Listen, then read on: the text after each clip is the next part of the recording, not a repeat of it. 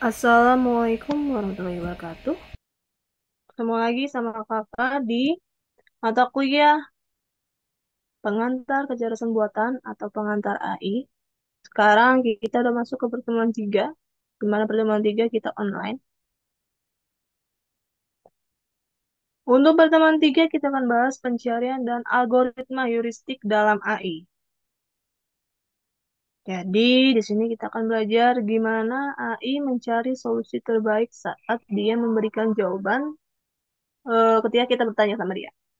Entah itu di chatbot atau di navigasi Maps, mencari jalur tercepat, jalur terpendek, itu kita akan belajar gimana cara si eh, search dalam AI ini mengambil keputusan untuk memberikan solusi terbaik.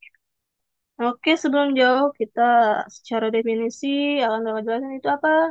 Pencarian atau search merupakan proses eksplorasi solusi dalam ruang kemungkinan untuk menemukan hasil terbaik. Jadi dalam search di dalam AI.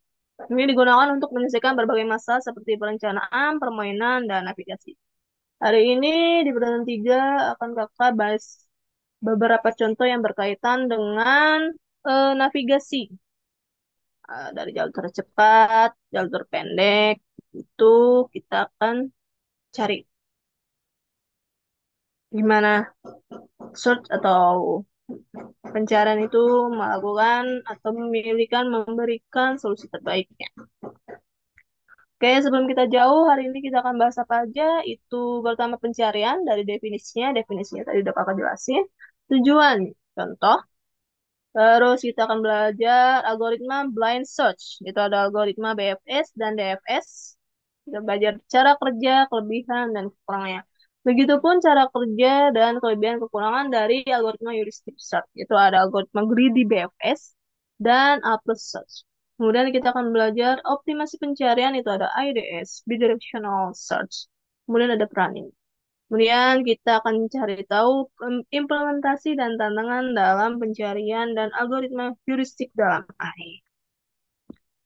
Di dalam pencarian dan algoritma heuristik dalam AI, itu pencarian itu ada dibagi jadi dua, itu ada pencarian tidak terinformasi dan pencarian terinformasi.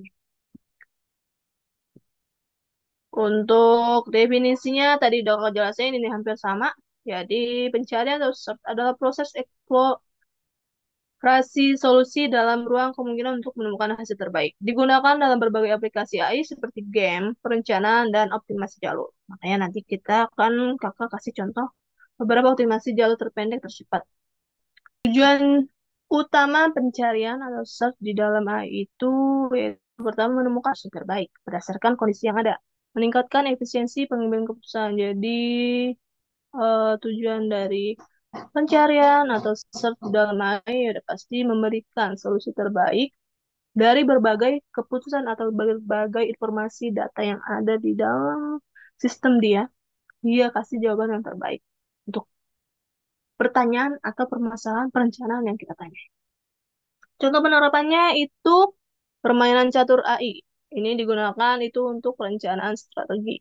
Kemudian ada mesin pencarian, menemukan hasil yang paling relevan. Jadi kayak apa yang kita cari di Google, itu AI menemukan atau memberikan informasi yang relevan atau website-website yang relevan dengan pencarian yang kita cari. Kemudian GPS mencari rute tercepat ke tujuan. Jadi dipilihnya jalur tercepat, jalur terpendek, jalur yang tidak macet. Kalau misalnya kayak lagi hujan atau lagi macet atau banjir, AI akan memberikan solusi terbaik jalur yang tidak macet, tidak ditutup karena banjir, dan jalur yang lebih cepat nyampe ke pendek atau cepat nyampe ke tujuan. Oke, pertama kita akan bahas algoritma blind search. Jadi, algoritma ini tidak menggunakan informasi tambahan sebagai lokasi solusi dalam ruang pencarian. Hari ini untuk di blind search itu kita akan belajar breadth first search, kemudian ada depth first search, itu DPS atau BFS. Oke, kita cari tahu dulu apa itu algoritma blind search. Ini blind search ini termasuk dengan pencarian tidak terinformasi. Dia tidak membutuhkan informasi atau data tambahan untuk membimbing pencarian. Contoh itu Breadth First Search atau BFS menelusuri semua node pada suatu level sebelum melanjutkan ke level berikutnya. Kemudian kalau untuk Depth First Search BFS itu menelusuri satu jalur sampai akhir sebelum kembali dan mencoba jalur lain. Kalau yang udah pernah belajar struktur data sebelum mata kuliah PKB atau pengantar AI ini, BFS dan DFS ini hampir sama kayak traversal dalam tree. Tetapi BFS dan DPS juga berlaku untuk graf yang lebih kompleks.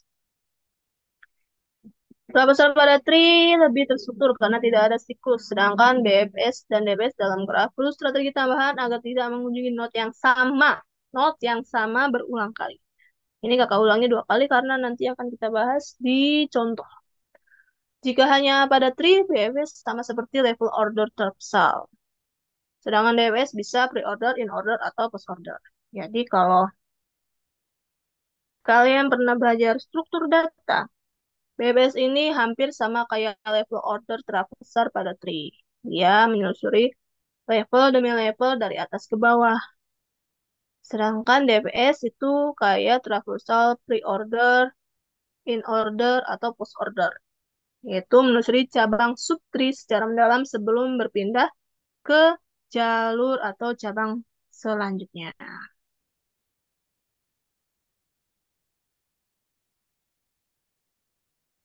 Kita akan bahas persatu-satu. Untuk BFS itu menelusuri semua node pada satu tingkat sebelum berpindah ke tingkat berikutnya.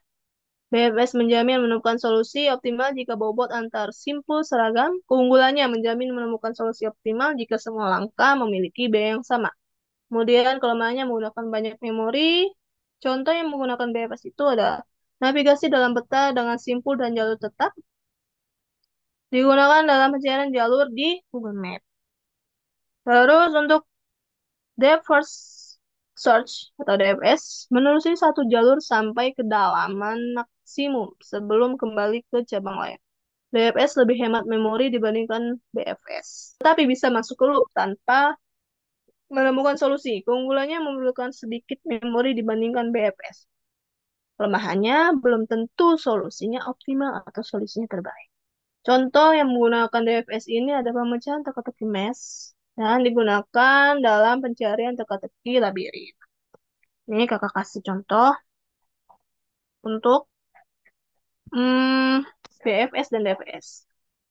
Ini kakak mau kasih contoh yang ini dan yang ini. Kurang lebih nanti hampir sama kayak yang ini. Oke, kita ke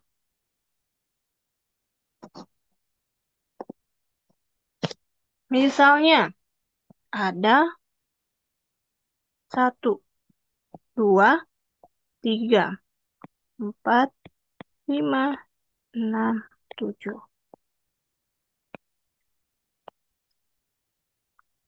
Kalau BFS itu berdasarkan queue atau urutan antrian. Atau urutan. Jadi, secara angka kan dari 1 ke 2.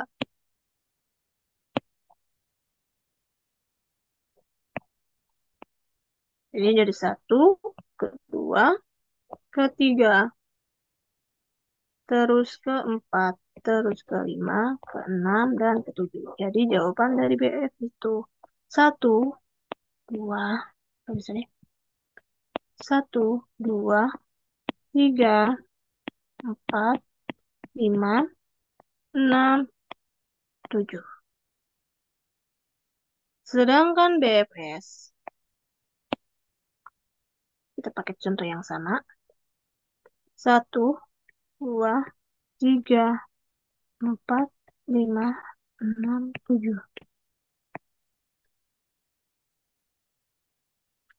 Kalau DFS, dia kan ngedep. Kalau kedalaman.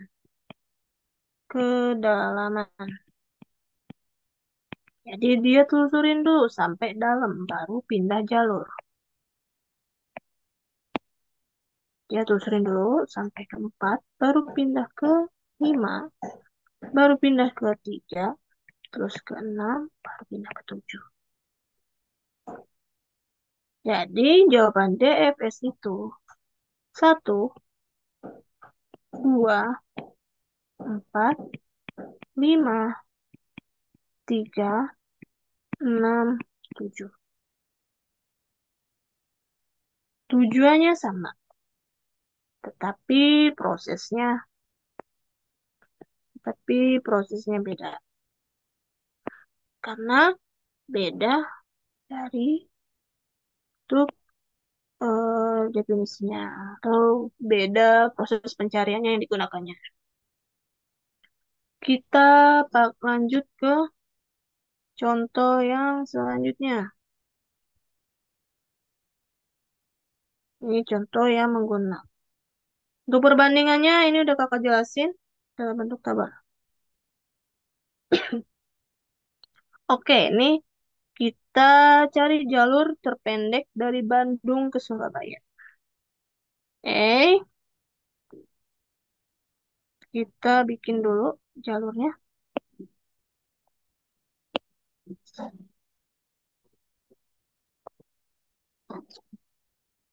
Itu Bandung, Semarang, Cirebon, Tegal, Solo, Yogyakarta, dan Surabaya.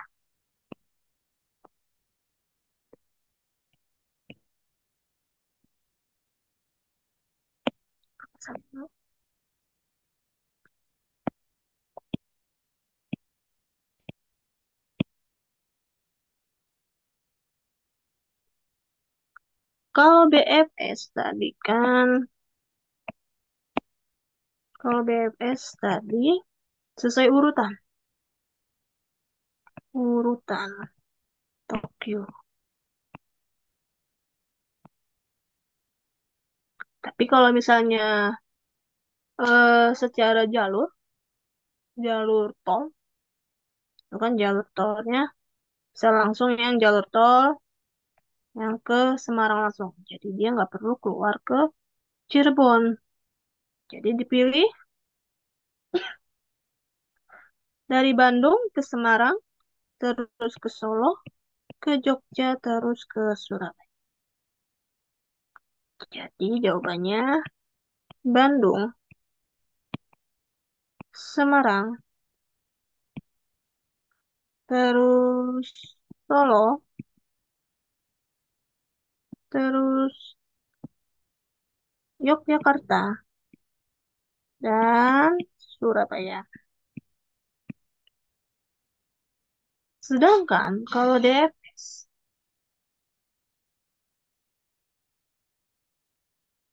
DFS itu dia nggak mencari atau menggunakan jalur yang sama. Nih, kalau kalian lupa, kakak balik lagi ke slide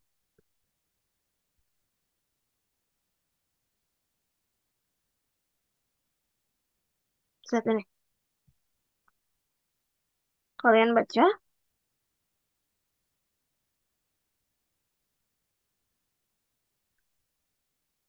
Nih, kalau BFS dan DFS perlu strategi tambahan agar di graf tidak tidak mengunjungi not yang sama berulang kali ini. Tidak mengunjungi not yang sama berulang kali. Oke, ingat ya.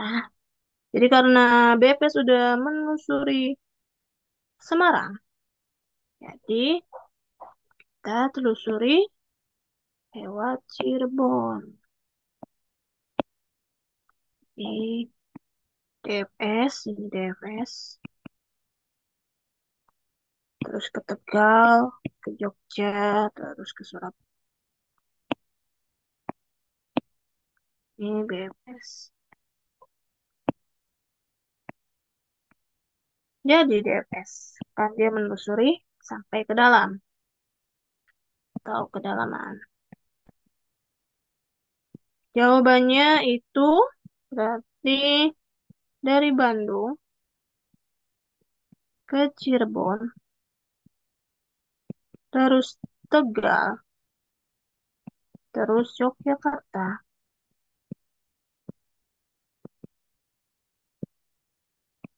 terus ke Surabaya. Untuk DFS.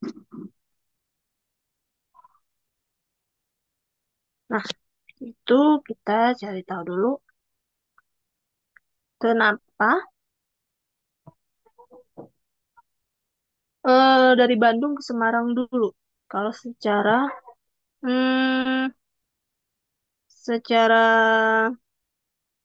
proses atau secara data yang dia simpan. Oke, bentar. Nih, kakak taruh di sini. Mengapa BFS memilih jalur kanan dahulu? Kenapa? Karena BFS bekerja sesuai dengan antrian. Jadi, kakak jelasin.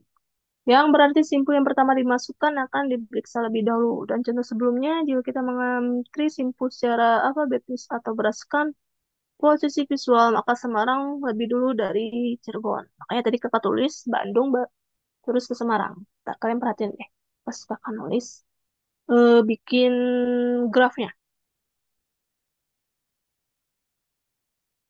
Jadi makanya Bandung, nih Bandung, berdasarkan kalau kakak nulis tadi itu Bandung, Semarang, terus Cirebon. Makanya tadi BFS berdasarkan urutan atau antrian, dia pilih Semarang dulu.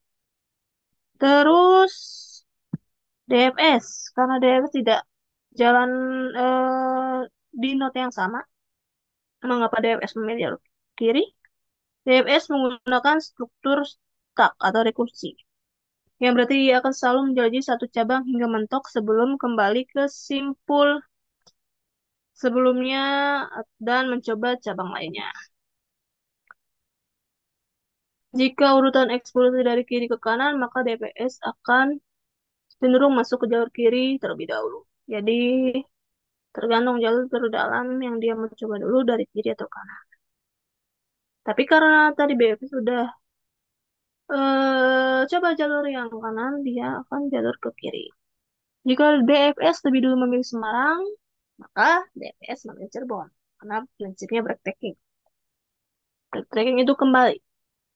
Dalam DFS, jika suatu jalur misalnya Semarang sudah selesai dieksplorasi dan tidak langsung mencapai tujuan, DFS akan kembali backtrack ke note sebelumnya dan mencoba jalur alternatif. Jalur alternatif tadi apa? Cirebon. Terus DFS menyusui jalur berbeda dari BF tergantung pada graf dan urutan agensi. Ini untuk perbandingan dari tadi contoh yang kita bikin.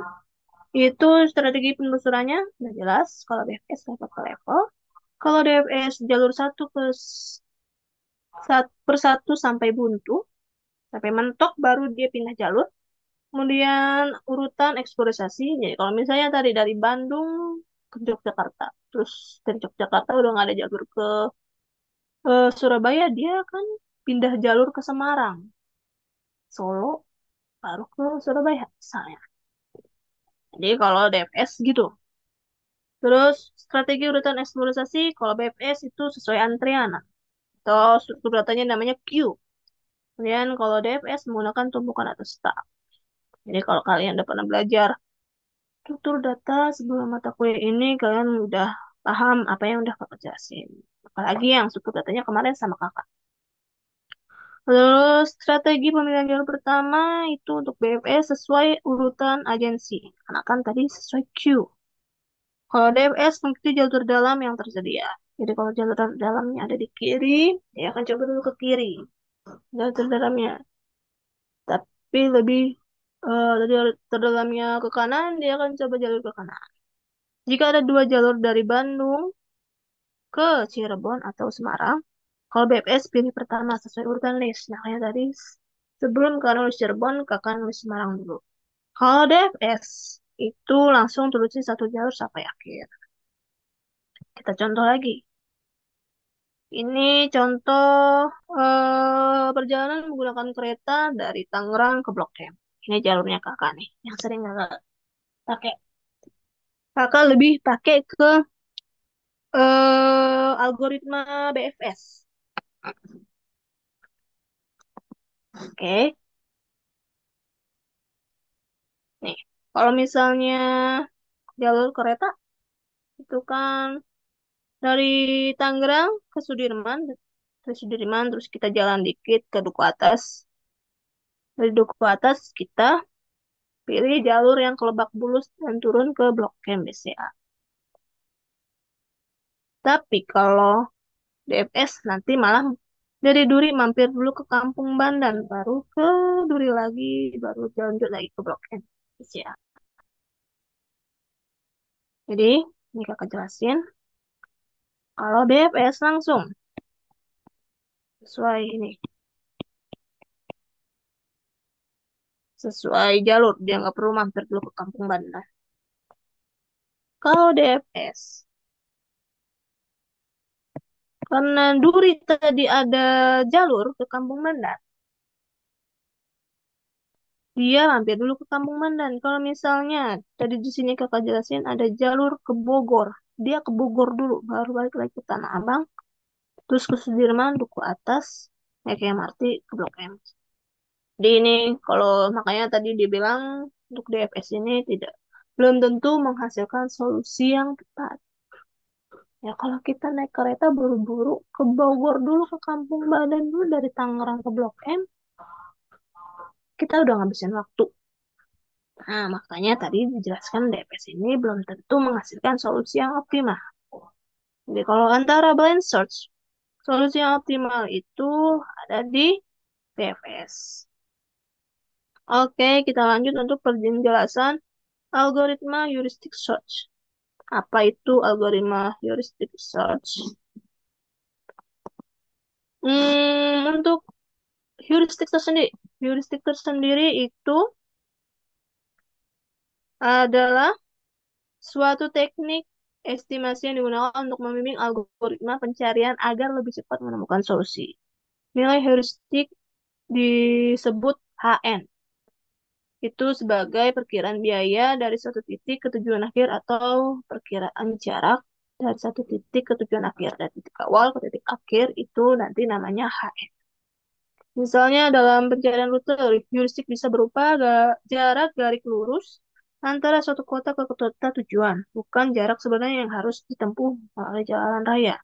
Jadi kayak misalnya jarak garis lurus, misalnya ditarik dari map Jakarta ke Surabaya pakai garis lurus dari udara atau dari bawah tanah. Mana-mana kalau jalan raya kan belum lika-likunya, jalan berlikunya, ada jalan putar baliknya. Kalau misalnya kita salah jalan, kalau heuristik ini anggapnya jalan lurus, jalan tembus, jalan alternatif, jalan satu-satunya jalan dari Jakarta ke Surabaya itu. Oke, kita ke apa itu algoritma heuristic search. Jadi, algoritma heuristic search ini masuknya ke pencarian terinformasi. Dia menggunakan informasi tambahan atau heuristik untuk meningkatkan efisiensi pencarian. Contoh, algoritma greedy based first search. Tadi kan kakak nyebutnya di table of content itu algoritma greedy BFS. Kalau tadi sebelumnya di blind search itu BFS itu broad first search. Kalau di heuristik itu best first search. Memilih jalur dengan nilai heuristik terbaik. Sedangkan untuk contoh algoritma A+, itu menggunakan kombinasi cost dan heuristik untuk menemukan jalur optimal. Jadi, algoritma heuristik menggunakan informasi tambahan untuk mempercepat pencarian solusi. Oke, kita bahas eh kita bahas per satu-satu untuk greedy base First search itu memilih jalur yang tampak terbaik pada setiap langkah berdasarkan fungsi heuristik. Keunggulannya cepat dalam menemukan solusi, kelemahannya tidak selalu menemukan solusi optimal. Contoh, pencarian jalur dalam sistem navigasi digunakan dalam navigasi robot sederhana. Oke, kita masuk ke contoh langsung biar enak. Hmm, kita contoh untuk algoritma greedy based search. Ini ada apa-apa di bawah, biar enak. Oke, di sini kalau kalian ini estimasi ya, estimasi contoh ya, karena contoh jadi estimasinya juga contoh. Dari Jakarta ke Bandung itu 150 kilometer jaraknya. Dari Jakarta ke Semarang jaraknya 430. Bandung ke Yogyakarta itu jaraknya 400 kilometer. Sampai estimasi Malang ke Surabaya itu jaraknya 90 kilometer. Sedangkan heuristiknya dari Jakarta ke Surabaya itu 660 kilometer. Terus Bandung ke Surabaya itu 500 kilometer. Sampai estimasi Malang ke Surabaya itu 90 meter. Kalau Surabaya ke Surabaya 0 kilometer. Karena ya udah di Surabaya. Mau jarak apa lagi yang dicari? Oke, kita masuk ke cara pencariannya. Kita mulai dari Jakarta ke kenapa dari Jakarta? Karena yang kita cari ya jarak tercepat dari Jakarta ke Surabaya. Ini kenapa 660? Ini kan udah jelas nih, ini udah haknya nih.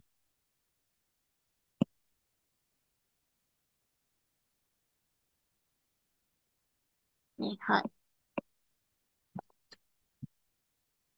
nih haknya nih. Jadi kalau kalian balik lagi ke ini, dari hanya Jakarta ke Surabaya itu 660. Balik lagi, dia pilih Semarang, ada jalur Semarang dan Bandung. Dia pilih ke Semarang karena kalau kalian lihat lagi jarak, ini kakak Karnot lagi. Karena kalau anotasi, nih, oke, ini udah kakak gambar.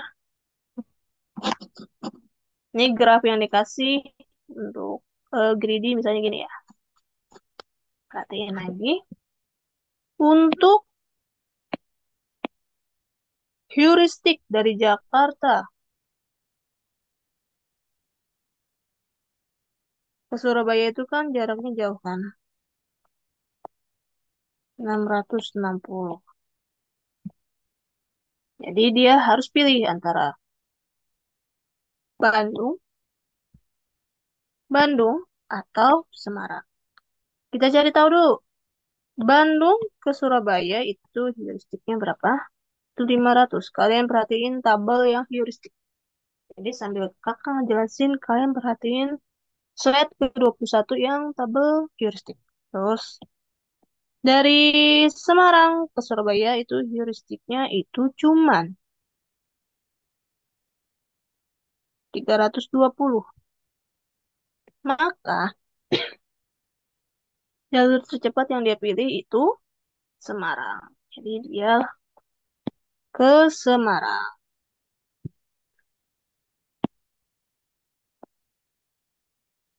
Ini lewat Semarang. Terus ada cabang lagi. Jadi kayak misalnya ada pertigaan, dia bingung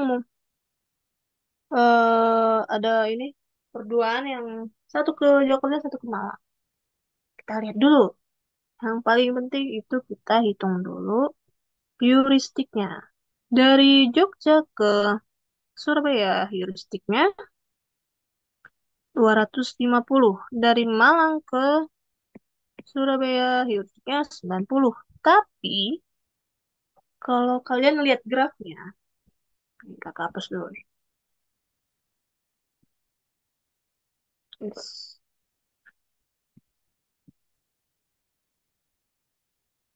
nggak ada garis yang menghubungkan Malang ke Surabaya. Jadi, dia pilih Yogyakarta, lewat Yogyakarta. Walaupun tadi heuristiknya itu, heuristiknya di sini tadi berapa? 250. Ini heuristiknya 90. Dia pilih ke Yogyakarta karena yang menghubungkan dari Semarang ke Surabaya itu lewat Yogyakarta. Baru ya dari Yogyakarta langsung ke Surabaya. Kita ke bagian sini. Perhatian lagi.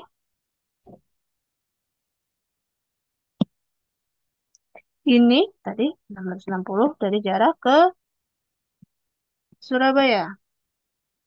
Terus dari Semarang dan Bandung itu dipilih Semarang. Terus dari Semarang ya mau pilih Jakarta ke Malang. Nggak ada graf yang menghubungkan Malang ke Surabaya. Jadi dipilihlah Yogyakarta walaupun heuristiknya 250. Terus dari Yogyakarta ke Surabaya itu jaraknya 250. Akhirnya sampai ke Surabaya. Total jarak itu, ingat ya, hitung jaraknya itu, hitung yang 3G-nya. Saya balik lagi ke tabel G. Nih, tabel G nih. Ini hitung dari kota-kotanya dulu. Nah, Semarang ke Jogja. Terus Jogja ke Surabaya. Terus kalian tambahin. Kalian sambil kalian lihat slide yang kakak tampilin di screen, kalian perhatiin slide 21 slide sebelum ini. Jarak Jakarta ke Semarang, jaraknya itu 430. Jarak Semarang ke Yogyakarta itu 120. Dan jarak Yogyakarta ke Surabaya itu 320. Oke, kita lanjut bahas pembahasan Apple Search. Kita bahas.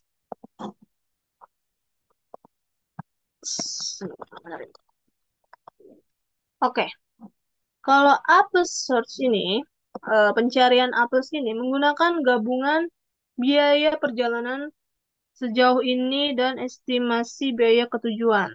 Menggunakan fungsi evaluasi F sama dengan G plus H. Fn itu total jarak atau total biaya. Kalau G ini itu biaya dari titik awal ke nota ke saat ini. Atau jarak ini, jarak. Karena contohnya nanti pakai jarak. Terus kalau HN itu tadi heuristik, estimasi jarak atau biaya ke tujuan. Oke, keunggulannya menjamin solusi optimal. Kelemahannya memerlukan banyak memori untuk menyimpan jalur yang telah dikunjungi. Contoh digunakan dalam navigasi GPS, digunakan dalam perhitungan jalur game strategi. Kita ke slide selanjutnya itu contoh. Perhatiin, ini hampir sama dengan graf yang tadi buat penjelasan greedy base first. Nah, hampir sama. Tapi cuman beda jalur. Beda jalur nih. Karena kita langsung ke contoh. Itu mulai dari Bandung. F-nya itu cari tahu dulu. Nih, kalian sambil lihat ini angka ini, sambil lihat tabel yang ada di slide 21. Jakarta ke Bandung itu jarak G, ini kan G ya. Jaraknya 150. Terus estimasi Bandung. Ini estimasi Bandung ke jaraknya, ke tujuan akhir ya, tujuan akhir TA. Itu 500. Itu Bandung ke Surabaya itu 500. Jadi total 650. Kalau lewat Bandung itu 650. Terus kalau coba lewat Semarang, lihat dari jaraknya dari Jakarta ke Semarang itu berapa? 430. Tapi kalau secara heuristik dari Semarang ke Surabaya itu cuma 320. Tapi kalau di total dari jarak Jakarta ke Semarang itu 430, jauh. Jadi kalau misalnya kalian mau istirahat dulu, kalau mau istirahatnya nyampe Semarang itu kejauhan, jadi ini nggak dipilih. Yang dipilih Bandung karena jaraknya lebih pendek juga. Pendek. Terus dari Bandung, sebenarnya emang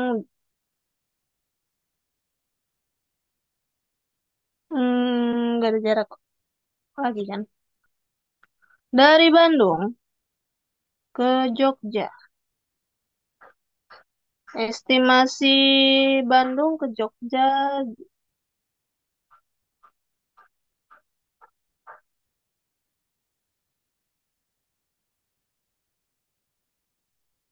ini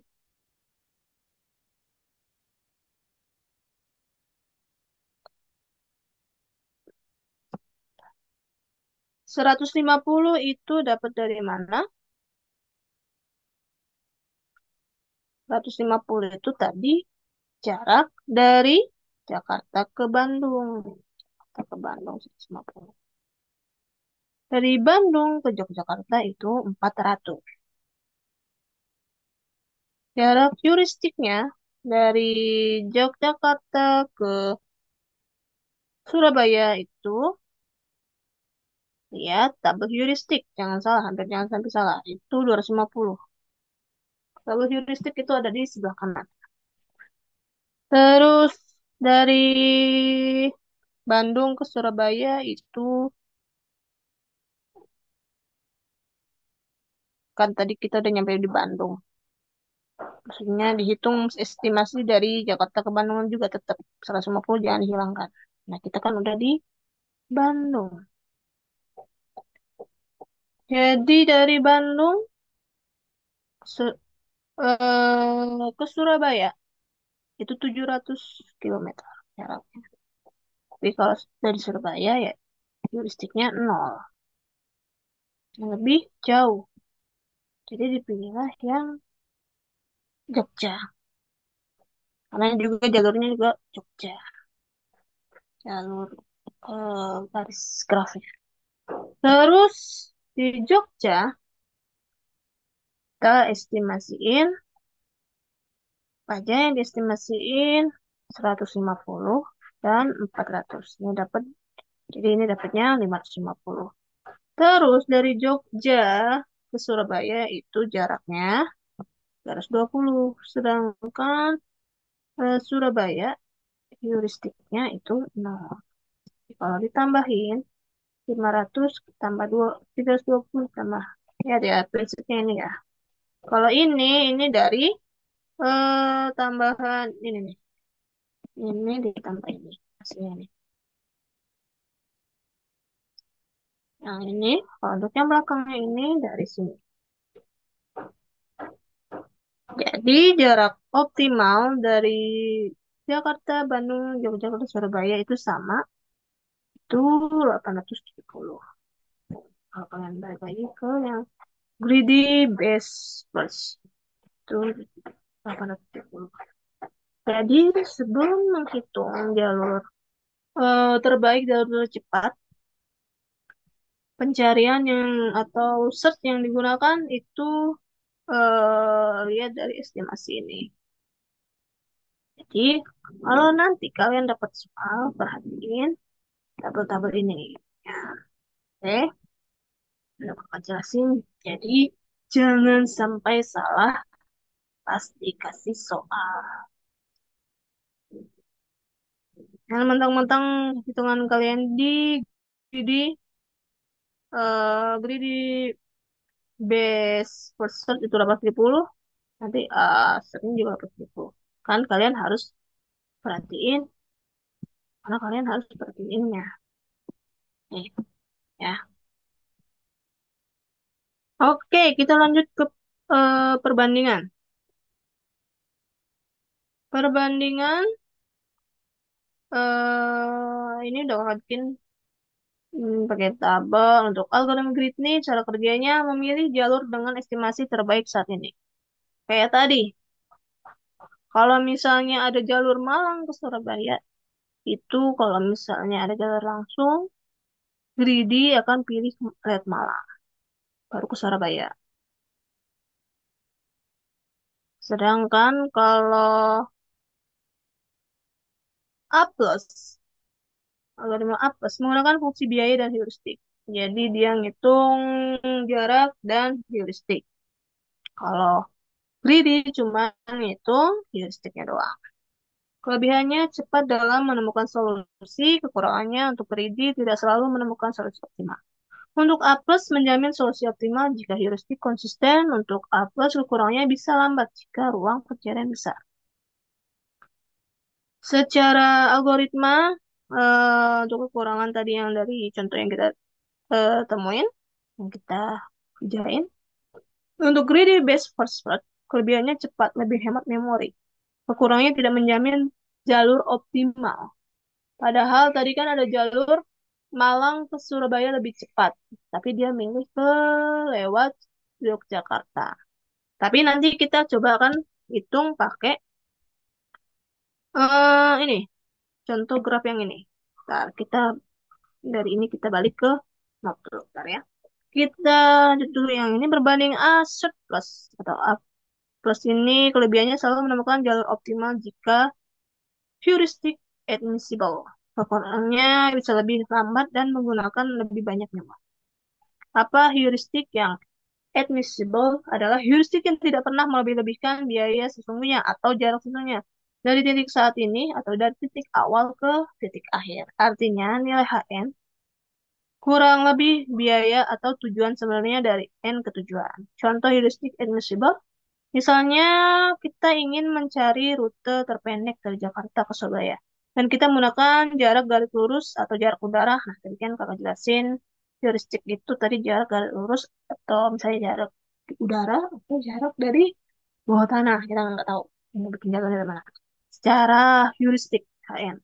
Jarak garis lurus Jakarta Surabaya contoh itu 660 km. Ini contoh doang ya. Namun jarak jalan raya bisa lebih panjang, misalnya 780 km. Karena heuristik 660 km tidak melebihi jarak sebenarnya, maka heuristik ini admissible. Tidak pernah melebih-lebihkan. Sifat heuristik yang admissible itu tidak melebih-lebihkan biaya atau jarak sebenarnya, terus memastikan algoritma pencarian A plus tetap optimal.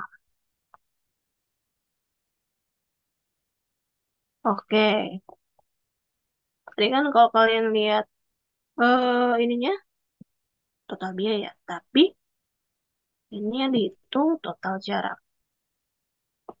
Sama, 150 itu dari Jakarta ke Bandung.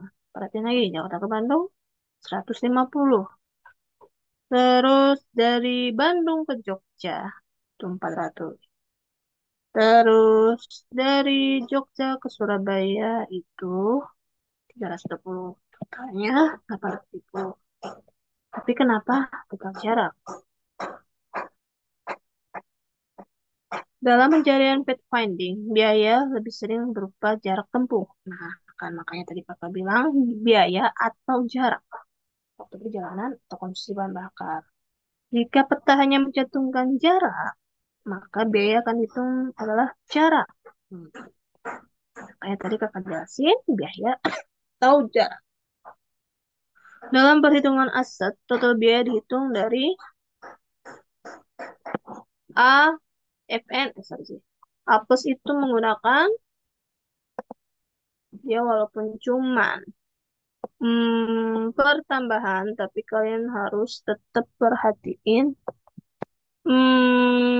tadi tabelnya, tabel jaraknya tuh jangan sampai kebingung-bingung.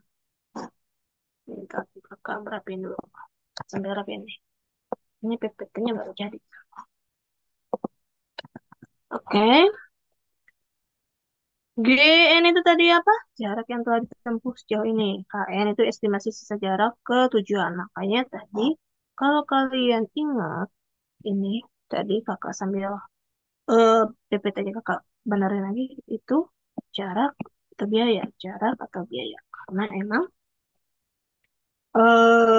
untuk menghitung hal search ini itu bisa jarak atau biaya.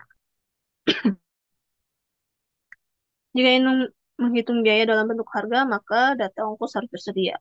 Tapi tadi kakak udah coba untuk ada data biaya, perhitungannya jadi lebih banyak. Ngitung bensinnya, ngitung biaya tolnya. Itu mungkin kalau emang mau dipilih biaya tolnya doang atau bensinnya doang. Oke, coba kita mau pakai ya, hitungnya pakai greedy best facts atau greedy BFS.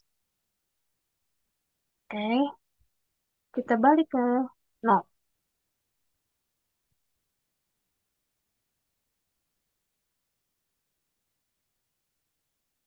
Nih, ini tadi anggap aja dari Malang ke Surabaya. Ini Surabaya nggak kakak tulis 2 kali. Ini pakai tabel yang sama. Oke, tabel yang sama ya. Kita hitung greedy BFS. Ini grafnya nih ya.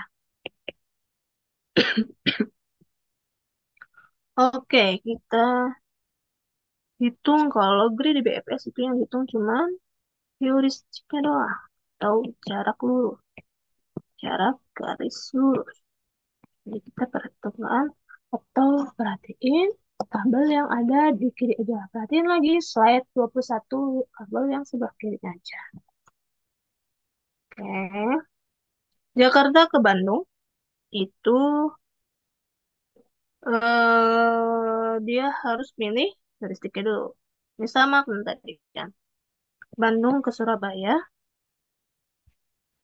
itu heuristiknya 500. Sedangkan Semarang ke Surabaya heuristiknya 300. Jadi kita lewat ke Semarang. Terus ada cabang lagi. Ada Yogyakarta, ada Malang. Kita hitung lagi heuristiknya. Yogyakarta ke Surabaya itu 250, sedangkan Malang ke Surabaya itu cuma 90. Kalau Grid itu mencari jalan terbaik ya. Ya makanya ini kan namanya best. Atau jalur terbaik. Baik.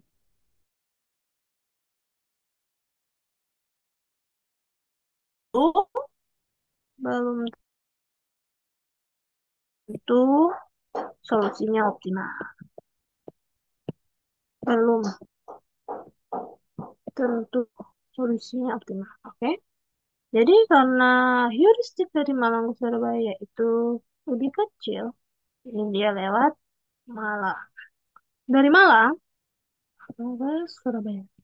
Jadi jawabannya kalau pakai kerah yang ini itu Jakarta, terus Semarang, Terus Malang dan Surabaya. Kita hitung untuk eh, totalnya, total jarak. Balik ke tabel yang kan kiri. Jarak Jakarta ke Semarang itu 440. Jadi sama dengan. Terus Malang ke Semarang ke Malang itu 350. Dan Malang ke Surabaya itu 90. Jadi jawabannya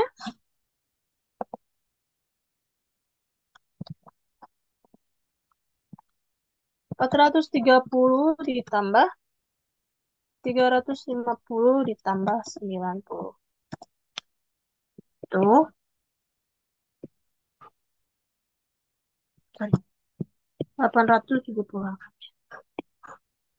Sama juga. Estimasi jaraknya 870. Oke, kita lanjut ke slide selanjutnya. Pokoknya yang penting kalian harus perhatiin tabel jarak dan tabel heuristik. Itu beda. Jangan sampai salah. Ini kebetulan jaraknya hasilnya sama. Ntar kita coba ke soal-soal selanjutnya apakah jaraknya tetap sama atau enggak. Tapi, tapi emang tergantung dari intinya ya. Perhatiin. Nih. Oke. Kita lanjut ke slide pembahasan optimasi pencarian. Itu ada iterative deepening search atau IDS. Itu kombinasi BFS dan DFS yang melakukan pencarian berulang dengan kedalaman bertambah. Terus ada bidirectional search, mencari dari titik awal dan tujuan secara bersamaan untuk mempercepat pencarian solusi. Biasanya digunakan dalam pencarian jalur Google Map. Jadi, misalnya dari rumah ke Rahaja, misalnya ada jalan Sangiang dan Kota Bumi, ya dia sama-sama nyari. Berbandingnya di sini macet. Kalau macet, dia pasti alternatif lewat Sangiang. Misalnya dari Sangiang lagi ada Sangiang itu misalnya lewat Karawaci atau Cimone. Cimone halte. Halte. Terus Raharja lagi. Misalnya Karawaci macet, dia akan ngasih alternatif lewat halte Cimone. Oke. Terus kita lanjut untuk pembahasan pruning. Pruning itu mengeliminasi cabang yang tidak relevan dan untuk meningkatkan efisiensi. Kalau tadi sama-sama mencari itu namanya bidirectional search. Kalau untuk pruning contohnya alpha beta pruning dalam AI catur untuk memangkas jalur yang tidak relevan. Oke, kita lanjut ke slide selanjutnya. Contoh implementasi dalam dunia nyata. Dalam navigasi AI digunakan dalam GPS untuk menemukan rute tercepat. Kalau AI dalam game menggunakan pencarian heuristik untuk menentukan langkah terbaik dalam permainan catur dan Go. Terus contoh implementasi lainnya itu pencarian dalam robotika. Digunakan dalam navigasi robot untuk menentukan jalur optimal. Tantangannya dalam pencarian dan algoritma heuristik itu pertama kompleksitas ruang pencarian. Karena jumlah kemungkinan solusi bisa sangat besar. Terus tantangan lainnya efisiensi waktu dan memori. Terus kualitas heuristik. Heuristik yang buruk dapat menyebabkan pencarian tidak efisien. Jadi, kalau misalnya data yang dia dapatkan heuristiknya ini salah, Misalnya dari heuristiknya ini macetnya nggak dia perhatiin atau ada banjir, ya udah pasti solusi yang dia kasih salah. Atau tadi tiba-tiba kita biasanya kan kalau misalnya milih map tiba-tiba nggak ada jaringan, padahal heuristiknya tadi ini ada jalur tercepat, tercepat. Kalau misalnya buruk, nah, menyebabkan pencarian yang tidak efisien. Oke. Terus tantangan lainnya itu ada ketidakpastian data. Nah, tadi dari ketidakpastian data ada macet, tiba-tiba banjir yang tidak dilaporkan. Itu bisa tidak efisien dan data yang diinin tidak lengkap dan berubah secara dinamis. Oke, ini udah kalau udah masuk ke slide quote berarti udah mau habis. Oke, masa depan dimulai dari keputusan yang kita buat hari ini. Itu kata Mahatma Gandhi. Jadi kalau kalian mau menentukan masa depan kalian gimana, misalnya mau jadi desainer, reporter, kalian harus mulainya dari sekarang. Entah itu ikut pelatihan, ikut pelajaran, pengalaman, dan lain. Atau mau jadi programmer dari sekarang, kalian udah ikutin pelatihan, bikin program, bikin aplikasi, itu entah kalau kalian tidak dapetin di kampus atau tidak dapatkan di perkuliahan kali atau di perkuliahan tidak terlalu didalami, kalian bisa mendalami di luar. Jadi apapun masa depan yang kalian hadapi nanti itu dimulainya dari apa yang kalian ambil atau kalian pilih hari ini. Kesimpulan seperti biasa, baca di materi di Aidu yang udah kakak share. Kalian bisa baca sendiri. Gitu, pertemuan tiga dari pengantar kecerdasan buatan atau pengantar AI. 감사합니다, 여러분. 덕분에 즐거운 시간이었어요. 다음에 또 봐요. Terima kasih semuanya. Kita bertemu lagi di pertemuan 4 di kelas.